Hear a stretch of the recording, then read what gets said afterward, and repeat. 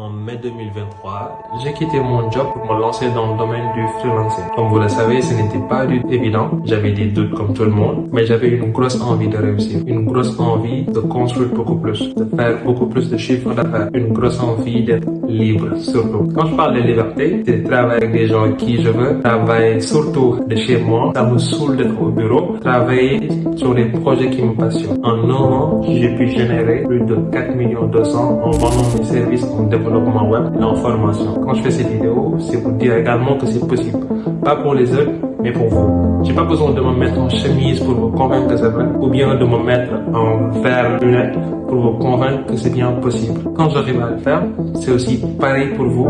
Si vous suivez cette vidéo jusqu'à la fin, je vous partage des étapes concises pour vous aussi vous permettre de gagner votre premier million en tant que freelance développeur. Alors, the first three things to understand. Premièrement, you have to learn something new. Deuxièmement, you have to experiment. Et troisièmement, you have to share your knowledge. Premièrement, vous devez apprendre. Oui, vous devez être bon quand même dans un domaine bien concis. Aujourd'hui, dans le domaine du développement web, vous pouvez être un développeur back-end, soit être un développeur front-end ou bien un développeur WordPress. C'est à vous de voir, mais essayez au moins d'être bon. Prenez du temps pour apprendre. Commencez par du HTML, CSS. Commencez par l'algorithme du moins. Puis après du HTML, CSS, il y a les formations en ligne qui sont disponibles, mais également il y a des forums, il y a des tutorats, il y a les formations en présentiel de courte durée qu'organisent souvent des structures comme Harala, ou bien il y a des formations qui sont en web. Apprenez le plus juste pour être compétent. Vous ne deviendrez pas bien sûr d'un expert du jour au lendemain, mais l'essentiel c'est d'apprendre le plus. Vous allez faire des erreurs, ça va prendre un peu de temps, mais ça vaut la peine. Deuxièmement, vous devez expérimenter. Expérimenter par vous-même. On a les langages côté front, on a les langages côté back. Ce que je vous suggère, c'est d'expérimenter. Testez le maximum possible. Il n'y a pas de meilleur langage, il n'y a pas de langage tendance comme le disent souvent les autres. Ne prêtez pas attention aux paroles des autres. Focus sur vous-même. Vous apprenez par exemple le côté front, au moins expérimenter en langage côté front, JavaScript. Essayez de réaliser, comprendre un peu déjà les concepts. Essayez de réaliser un projet avec, essayez de suivre les formations là-dessus. Une fois que vous êtes bon, par exemple, côté JavaScript, langage pur et dur, vous essayez d'expérimenter, d'explorer un langage côté back. Ça peut être du PHP, ça peut être du Java, pur et dur. Donc, un conseil important, ne plongez directement pas dans les frameworks. Essayez le max possible de maîtriser le langage de base. Une fois que vous avez de solides compréhension, de solides connaissances du langage en question, les frameworks vous paraîtront un peu plus simples à aborder.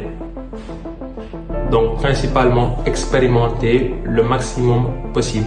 Et sûrement, vous allez voir ce sur quoi vous êtes beaucoup plus à l'aise.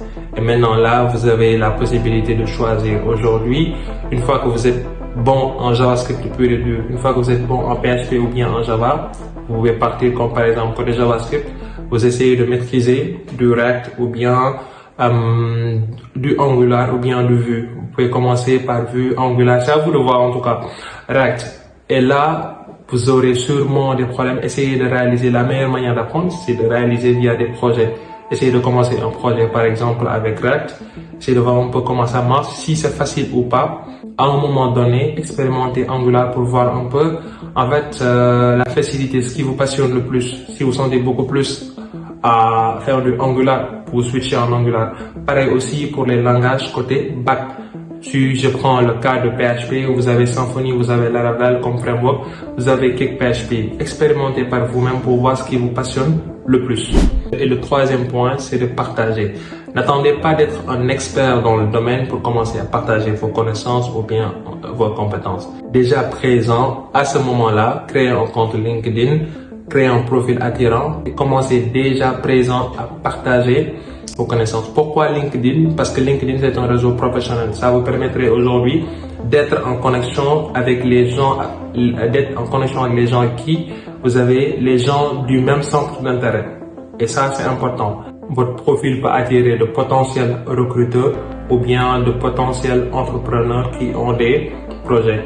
Donc, partagez vos connaissances, prenez du temps pour expérimenter des fois des concepts et les partager sur votre réseau. Cela vous donne de la valeur.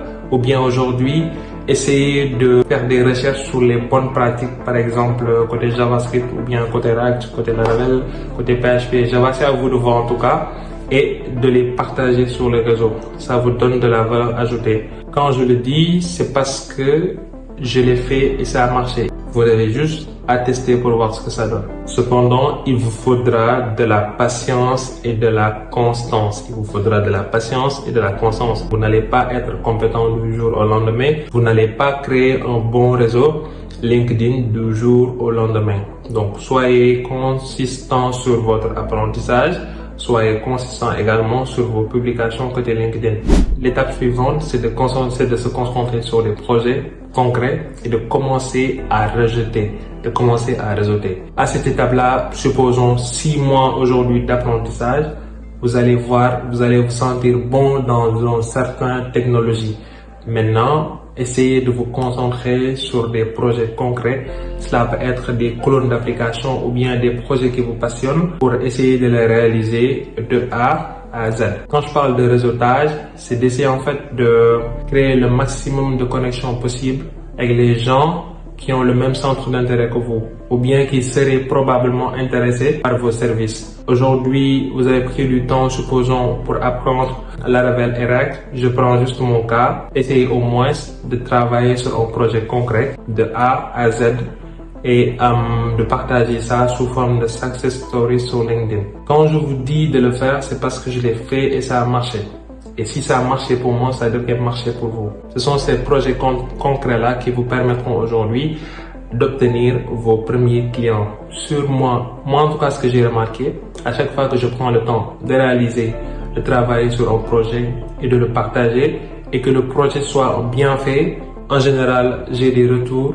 Il y a des entrepreneurs, des porteurs de projets ou bien des entreprises qui sont intéressées par mon profil. Et maintenant, après, ce sera à moi de décider ou non. Je pense que c'est mieux d'essayer, comme beaucoup de gens font cette erreur-là, d'être prêt à accepter tout type d'offres, stage, whatever les conditions, quelles que soient en fait les conditions.